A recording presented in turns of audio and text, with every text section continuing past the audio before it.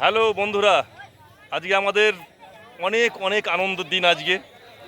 আজকে আমরা প্রায় 1100 বছর পর শাসন থেকে 1100 বছর মানে পরাধীন ছিলাম। তারপর থেকে আমরা আজকে হিন্দু বাঙালিরা স্বাধীন হয়েছি।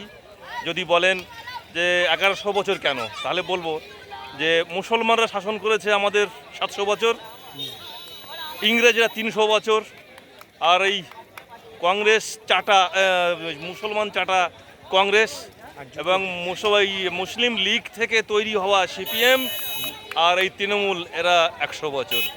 এই 1100 বছর পর আমরা স্বাধীন হলাম, হিন্দু বাঙালি স্বাধীন হলাম।